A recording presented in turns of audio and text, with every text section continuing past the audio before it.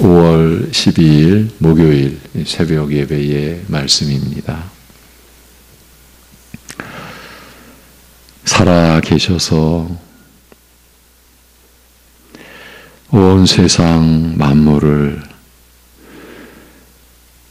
그 지으신 뜻대로 주관하시고 다스리시며 그 권능과 지혜와 사랑으로 우리를 영생의 길로 나아가게 하시는 우리 아버지 하나님, 오늘도 베풀어 주시는 한없는 은혜 안에서 우리의 호흡이, 우리의 생명의 모든 작용이 오직 하나님을 향하여 이루어지며 나타내어지도록 다스려 주옵시고 간섭하여 주옵시고 우리의 믿음을 붙들어 주옵시고 어떠한 처지에서도 주님을 의지함으로 우리가 그동안 신뢰해왔거나 참으로 헛되게 붙잡고 왔던 것들 깨달아서 회개하며 다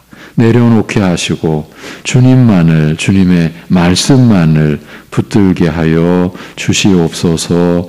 예수님의 이름으로 기도하옵나이다. 아멘. 로마서 4장. 네, 계속 보고 있습니다. 로마서 4장.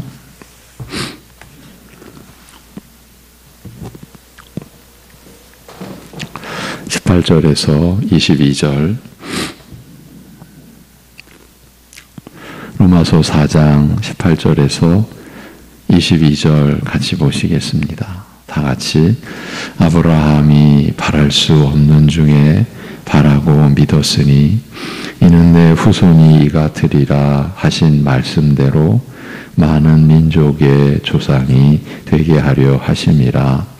그가 100세나 되어 자기 몸이 죽은 것 같고 사라의 태가 죽은 것 같음을 알고도 믿음이 약하여지지 아니하고 믿음이 없어 하나님의 약속을 의심하지 않고 믿음으로 경고하여 져서 하나님께 영광을 돌리며 약속하신 그것을 또한 능히 이루실 줄을 확신하였으니 그러므로 그것이 그에게 의로 여겨졌느니라. 아멘. 이번 주는 로마서 4장 20절에서 드러난 아브라함의 믿음을 통해서 하나님의 말씀에 대한 그 태도, 꼭 그 말씀에 대한 믿음의 여부가 하나님께 영광을 돌리는지 아닌지를 결정한다는 이 점을 살피고 있습니다. 결국은 하나님께서 우리를 통해 영광을 받으시는 것은 오직 믿음을 통해서, 결국은 오직 하나님만을 의지하고 하나님께 자신을 내어 맡기고 어떠한 상황 속에서도 하나님만을 신뢰하는 그 믿음으로 말미암아서만이 가능하다는 것이고, 그렇다면 하나님께서는 우리의 행위로는 그 어떤 영광도 받으실 수가 없다는 결론에 이르게 되었습니다. 그런데 우리의 행위로는 영광을 돌릴 수 없다라는 점에 대해서는 추가 설명이 필요했습니다. 그만큼 오해의 소지가 있는 내용이었기 때문입니다. 하나님께서는 우리의 믿음을 통해서만 영광을 받으신다. 곧 행위로는 영광을 받으시지 않는다. 달리 말하면 우리의 가진 것, 우리의 행위로서는 영광을 받으실 수 없다고 하는 이 내용이 그대로 받아들여지기 위해서는 그것이 합당하고 그것이 옳고 그것이 분명히 확실하다 이렇게 받아들여지기 위해서는 하나님 말씀인 성경에 대한 전적인 신뢰가 없이는 불가능하다. 이 점을 어제 다시 또 확인해 드렸습니다. 무슨 뜻입니까? 성경에서 제시하는 믿음과 행위, 그 각각의 그 본질과 이 둘의 관계에 대한 이해가 바탕이 되지 않으면 하나님께서는 우리의 믿음으로만이 영광을 받으시고 행위로는 영광을 받으실 수 없다는 이 사실이 수용이 안 된다는 거죠. 이게 안 받아들여지는 거예요. 이 내용 자체가 오히려 무슨 얘기를 하는 것인지 전혀 종잡을 수 없게 된다고 했습니다. 그러면서 우리 신자들이 이제 하나님 나라에 속해 있고 그 나라를 소유한 자로 살고 있다는 이 믿음이 없이는, 이 믿음에 거하지 않고서는 우리가 지금 하고 있는 이 논의는 아무 의미가 없게 된다. 아무 쓸모가 없게 된다. 그런 뜻이라는 점도 덧붙여 드렸습니다. 그러니까 믿음과 행위에 관한 내용을 하나님 나라가 아닌 이 세상이나 그저 육신의 삶으로만 국한해서 생각하자면 이 둘과 그 관계에 대하여 성경 말씀이 제시하는 내용은 그냥 헛소리가 되고 마는 것이죠. 우리가 육신으로 살아가는 우리의 옛사람이 살고 있는 이 세상을 보자면 당연히 그런 거죠. 믿음과 행위를 왜 구분합니까? 믿고 그저 행하고 너무 쉽지 않습니까? 예. 그런데 하나님 나라 이렇게 우리가 이제 성경이 바로 그 나라에 대해서 가르치고 아브라함과의 언약, 모세의 언약, 다윗과의 언약, 이 모든 하나님의 말씀이 결국은 우리에게 하나님 나라를 주시고자 그 나라에 우리를 부르시고자 우리를 세우시고자 그 나라의 상속자 되게 하시고자 하시는 것을 생각했을 때 여러분 우리 육신의 것으로 그 하나님 나라를 어떻게 우리가 상상이라도 할 수 있겠습니까? 우리 육신의 것 가지고 이 썩을 몸 가지고 그리고 우리의 지혜의 그 분량 가지고 우리의 능력의 그 무엇 가지고 능력이 있다고 쳐더라도 우리가 하나님 나라에 들어가거나 하나님 나라를 소유하거나 아니면 하나님 나라의 일을 우리가 육신으로 할 수가 있겠냐는 거죠. 이미 다 우리가 살펴본 내용이죠. 그래서 어제는 일반 종교 생활까지도 대략적으로나마 훑어보면서 우리 신자들이 성경이 제시하는 믿음과 행위의 관점을 이해하지 못하는 이유를, 그 저변에 깔린 이유를 확인해 보았습니다. 자신이 종교를 선택해서 그 교리를 따르는 자신의 행위로 자신이 원하는 것을 받아 누린다는 이 일반적인 종교의식을 교회 안에서도 거의 그대로 지니고 있는 현실적인 면을 돌아본 것입니다. 그러니까 신앙의 주도권이 사람에게 있을 수밖에 없는 것이고 따라서 자연스럽게 자신의 행위가 신앙생활을 유지해가는 데 있어서 주요 역할, 결정적 역할을 할 수밖에 없는 구조를 갖고 있는 것입니다.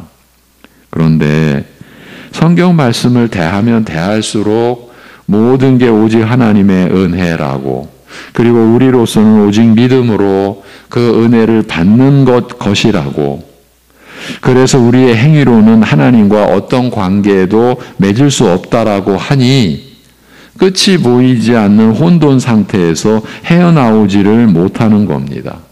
우리의 육신의 구조는 내가 신앙의 중심이 되어야 하고 그래서 행위가 역할을 해야 되는데 성경 말씀으로 가면 갈수록 하나님의 은혜다. 그 은혜는 오직 믿음으로만이 우리가 받는다. 이렇게 가니까 끝이 보이지 않는 혼돈 상태에 우리가 가는 거예요.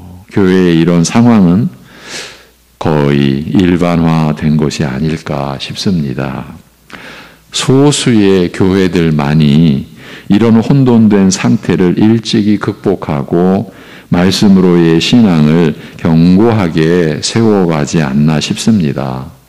저희 송내중앙교회는 어떨까요? 아직도 갈 길이 멀다는 것이 솔직한 판단이지 않나 싶습니다. 그렇다고 낙심하거나 좌절할 이유는 없다고 봅니다. 연약한 만큼 더욱 주님을 의지하고 성령님의 인도하심을 간절히 구하면서 하나님의 말씀 안에서 믿음을 세워가야 할 것입니다. 오직 말씀으로 신앙을 세워가는 일을 생명보다 더 귀하게 여겨야 할 것입니다. 이 믿음과 행위의 관점에서 보면 거의 대부분의 교회가 혼돈된 상태라고 했습니다. 그런데 이 혼돈의 상태는 그대로 그냥 머무는 게 아니라, 그러니까 이 혼돈의 상태로 인해서 소위 양극화 현상이 이 시대 교회에 또 다른 특징이 되지 않았나 싶기도 합니다. 그 혼돈 상태로 인해서 점점 양극화 현상으로 이렇게 교회의 모습들이 이루어져 가고 있지 않나, 그런 얘기입니다. 어떤 점에서 양극화라고 했을까요? 한편은 성경 중심으로 더 강화해 가는 교회가 있고, 또 다른 한편으로는 아예 그저 인간 중심의 신앙을 강화해 가는 교회도 있다고 보여집니다. 사실은 성경 중심을 더 강화해 가는 것이야말로 본래 교회가 지닌 본질에 속한 것인데, 여러분, 우리 장로교회가 노회가 있고 총회가 있는 것은 근본은, 그런 제도, 그런 정치 구조가 있는 근본 이유는 말씀을 보존하기 위한 거죠. 진리와 은혜를 지켜내기 위함인 거예요. 시대의 변화에 따라 교회가 변질되지 않도록. 교회의 변질은 말씀의 변질에서 오는 거니까. 그리고 장로교회가 종교개혁의 하나님의 섭리 속에서 받은 회복된 그 말씀의 신앙, 오직 성경, 오직 그리스도, 오직 은혜, 오직 믿음, 오직 하나님께 영광이라는 이 하나님께서 다시 교회를 일으켜 주신, 갱신해 주신 그 은혜의 그 말씀, 이제 그것이 종교개혁 이후의 신학의 체계죠. 그래서 개혁주의 신학이라는 표현을 감히 쓰죠. 그런 그 장로교회가 그 체제를 받아온 것은, 그 구조는 다른 게 아니라 이러한 하나님께서 다시 그야말로 근 1500년 만에 다시 회복시켜 주신 이 은혜의 이 참 진리를 보존하기 위한 게 노회요, 또 총회가 있는 거예요. 무슨 정치하기 위해서 있는 게 아니라 본래가 말씀 중심, 성경 중심으로 교회는 세워져 가게 되어 있는 것이죠. 그런데 양극화된 반대편의 입장에서 볼 때에 그 간격이 더 넓어지고 더 둘 사이는 더 멀어져 간다라는 뜻에서 양극화 현상, 이런 표현을 써본 겁니다. 우리는 어느 쪽인가요? 분명히 우리는 말씀 중심의 교회를 목표로 하고 있습니다. 너무 연약하지만. 그래서 로마서 4장 안에서 또다시 믿음과 행위의 본질과 그 관계를 살피고 있는 것 아니겠습니까? 말씀으로의 신앙을 표방하지 않았다면, 하나님의 은혜로 그 목표가 우리에게 주어져 있지 않았다면 굳이 믿음과 행위를 이렇게 구분하지도 않았을 것입니다. 왜 구분합니까? 그저 그냥 열심히 믿고, 그저 열심히 기도하고, 열심히 일해서 복받아 살면 되는 것이지요. 믿음으로냐 행위로냐 하는 식의 논의나 논란은 오히려 교회를 어지럽히고 신앙생활을 회방하는 쓸데없는 짓이라고, 쓰레기 같은 것이라고 여기면서 말입니다. 그렇지만 그 결말은 생각하는 것조차 끔찍한 것이지요. 우리는 예배에 있어서도 믿음으로의 예배와 자기 행위로의 예배가 있다는 점을 살펴야 했습니다. 우리의 현실이기도 하기 때문입니다. 그런데 기도에 있어서도 믿음으로의 기도와 자기 행위로의 기도가 있다는 점 절대 놓쳐서는 안 됩니다. 왜냐하면 기도는 신앙생활을 이루는 기본, 그 기본 중에 기본이기 때문입니다. 그러니까 믿음으로가 아닌 자기 행위로의 기도 속에 빠져 있으면 이 결말 역시 생각하는 것조차 끔찍한 것입니다. 간단히 정리하면 기도할수록요, 자신은 없어져야 되는 거예요. 왜냐하면 기도는 내 기도를 성립되게 하시고 내 기도를 받으시는 그분, 주님께 모든 것을 내어 맡기고 그분을 의지하겠다라는 건데, 그분을 의지하겠다라고 하고서 기도할수록 내가 일어나면, 세례 요한이 우리에게 남겨준 말 중에 어느 오래전 선배님이 인간이 한 말 중에 가장 아름다운 말이 아닌가 이렇게 표현한 말이 있죠. 나는 쇠하여지고 그분은 흥하여야 하리라. 기도하면 할수록 바로 그러한 고백이 되어져야 되죠. 기도할수록 나는 없어지고요. 나의 기도를 받으시는 주님만 내 안에서 충만케 되는 것이 믿음으로 드리는 기도죠. 은혜로 드리는 기도죠. 성령이 인도하시는 성령님 안에서의 기도죠. 성령님으로 기도하는 기도는 그렇게 되어 있죠. 성령님이 하시는 일이 우리 안에서 예수 그리스도를 나타내 주시고 깨닫게 해주시고 그 은혜를 밝혀주시는 것이니까 믿음의 기도를 할수록 그 사람은 안 보이는 거예요. 이거 이렇게 될 수밖에 없어요. 그런데 기도할수록 더 자기 중심이 된다? 이는 당연히 믿음으로 드린 기도가 될 수 없고 기도한 자기의 행위만 남게 되는 거죠.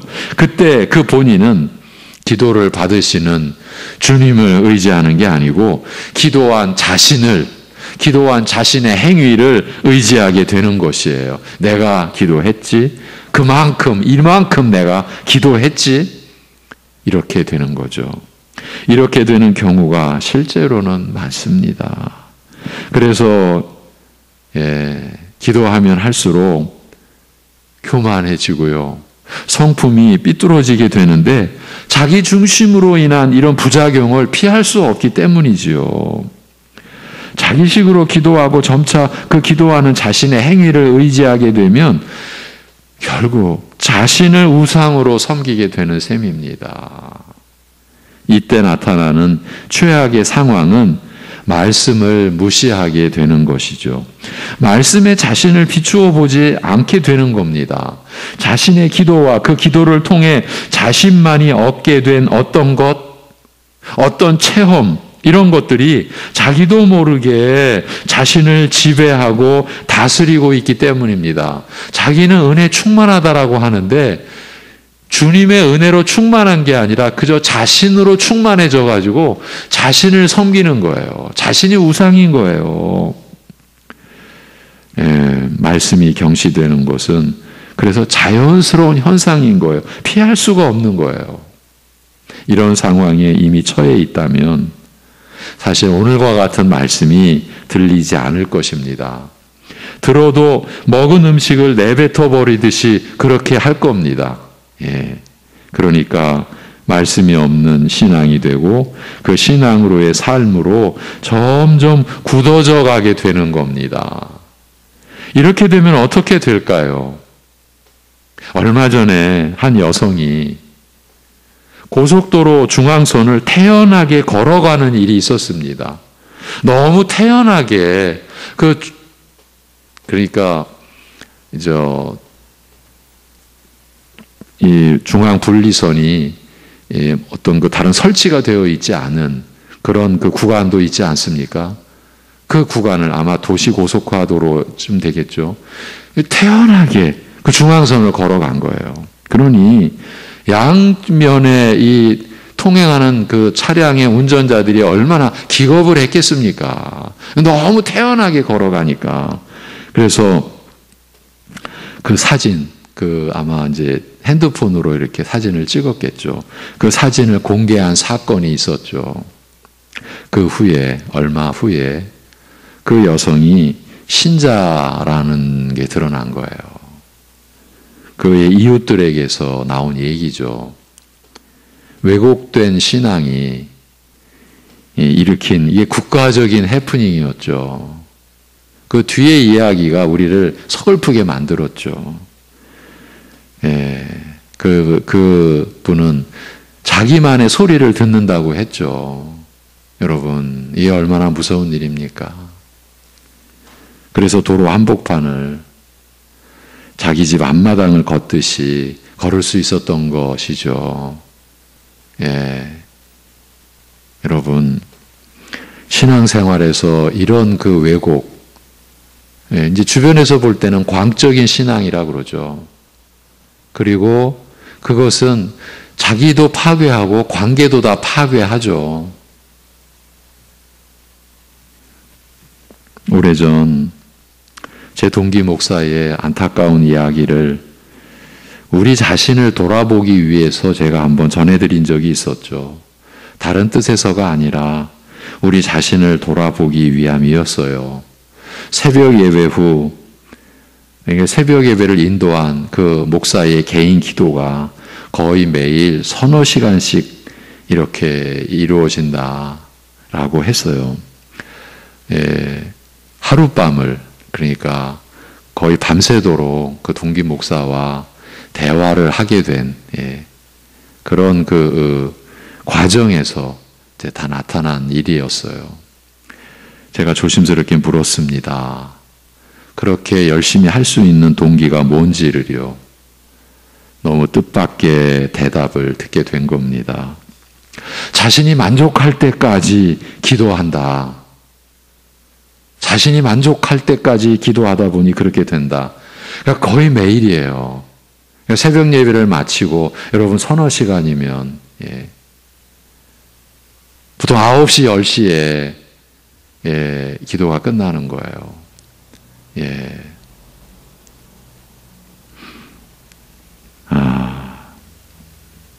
자기 중심의 기도, 자기 행위로의 그 기도를 접하는 순간이었죠. 안타깝게도 동기에게서 신학교 시절부터 그분의 열심은 모든 우리 동기들을 앞질러 갔습니다. 생각해 보면 그 모든 열심이 믿음의 바탕을 둔 것이었다기보다는 자기의 행위가 앞선 것이었지 않나 싶은 겁니다. 결국은 안타깝게도 그런 그 열심의 과정이 꺾이고 말았습니다.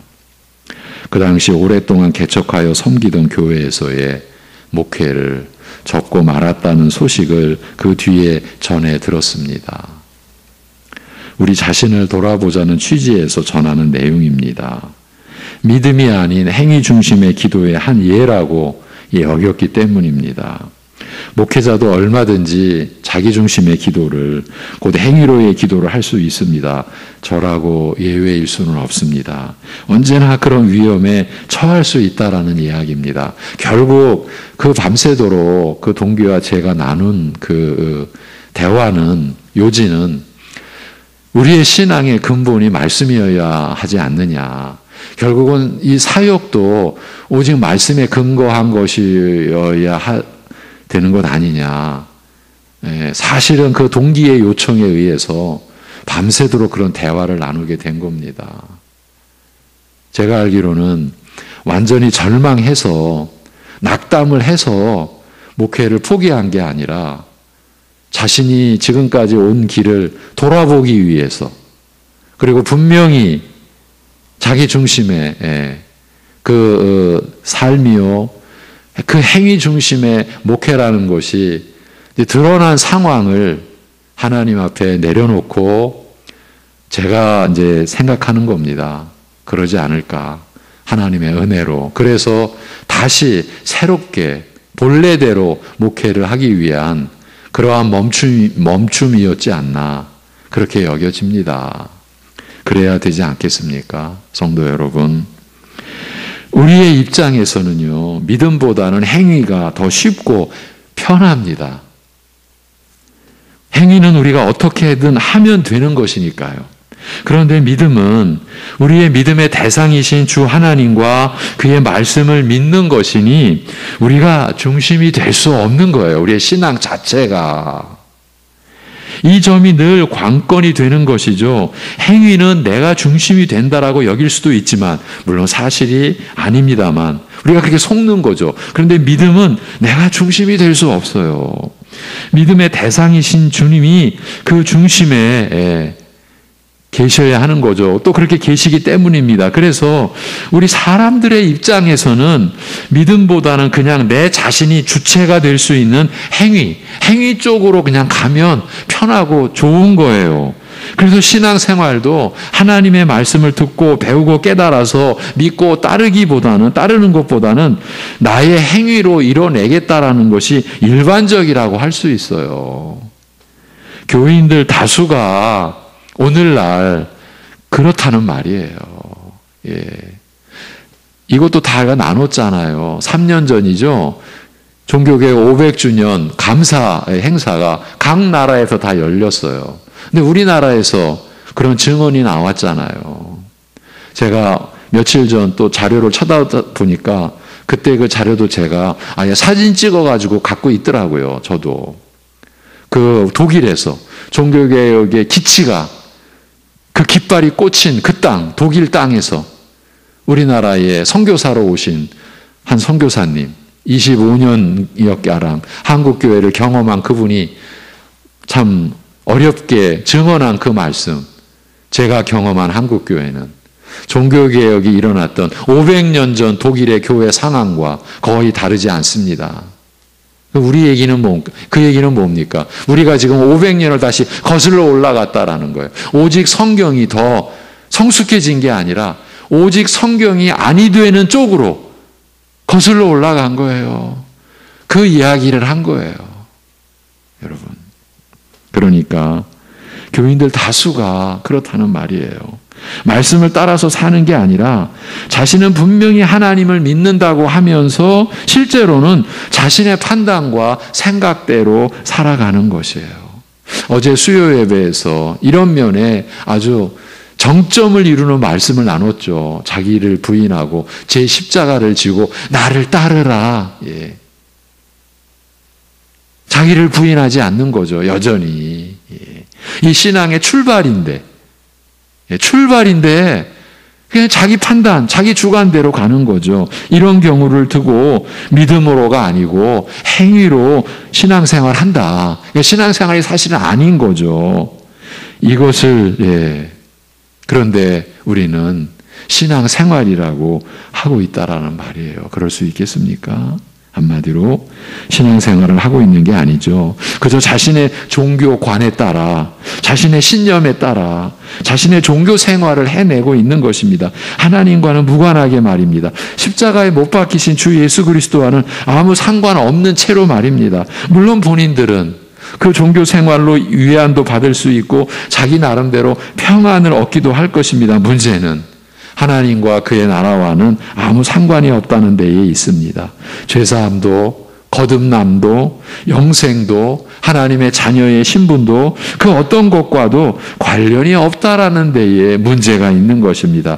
이 결말은 어찌 되겠습니까? 다음 구절의 말씀을 들어보십시오.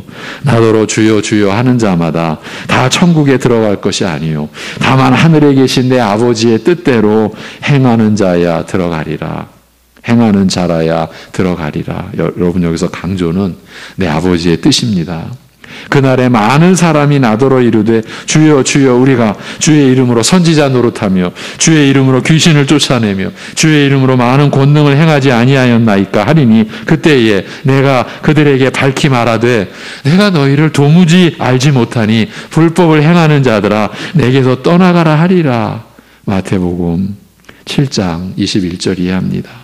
그때에 내가 그들에게 밝히 말하되 내가 너희를 도무지 알지 못하니라고 말씀하실 것이라는 이 내용이 오늘 우리가 나누고 있는 내용의 결말입니다. 이렇게 결말 지어진다는 거죠. 이 결말을 어찌 피할 수 있겠습니까? 지금 상태로도 하나님 나라와 무관하고 그리스도께서 십자가에 못 박히신 은혜와 상관없는데 말입니다. 이런 상태에서는 예배에서의 말씀도 세상적인 얘기가 나와야 좋고 자신에게 직접적으로 유익을 주는 내용을 선호하게 되기 마련입니다. 이 코로나로 인한 교회 환경의 변화 중 하나가 영상 예배입니다. 어쩔 수 없이 거리두기를 해야 하는 상황 속에서 유익한 면도 분명히 있었다고 할 수 있는데 부정적인 측면 중 하나는 말씀을 자기 입맛에 따라 쇼핑하듯이 찾아 골라서 듣는다는 이야기를 후배 목회자를 통해 얼마 전에 들었습니다. 만날 기회가 있었는데 그런 이제 기회 속에서 대화를 하다 보면서 들은 이야기입니다. 그 후배 목회자가 섬기는 교회 안에서 저희 교회보다 규모가 훨씬 큰 교회입니다. 그 교회 안에서 대부분의 교회 안에서 그런 일이 일어난다라는 거죠. 그런 영상 예배가 이제 일반화되니까 쇼핑하듯이 자기 선호에 따라 말씀을 골라서 이 말씀이구나. 그러다가 결국은 교회와 연락을 끊고 교회를 떠나게 된다, 나오지 않게 된다고도 하더라고요. 이 마태복음의 내용은 믿음과 행위의 주제와 관련하여 중대한 내용이 있어서 다음 시간에 간략히라도 더 살펴보기로 하겠습니다. 오늘은 여기까지입니다. 기도하겠습니다. 하나님 아버지, 죄악으로 인한 인간의 부패함과 그 무능력이 어떠한 형태로 나타나는지를 이미 성경에서 다 보여주셨지만 그러한 말씀조차도 우리는 받기를 거부하는 그 참 옛사람의 그 죄로 인하여 정죄받은 그 사망 가운데 본래 처하여야 할 우리 옛사람의 성정이 거부하고 또 보지 못하게 되고 하는 그런 상황 속에서 그 무지로 인한 교만이 우리 안에 여전하고 그로 인하여 교회가 어떠한 모습으로 이루어져 있는지를 오늘도 확인하지 않을 수가 없었습니다. 하나님 아버지, 우리라고 해서 예외가 아니라고 하는 이 고백을 드립니다.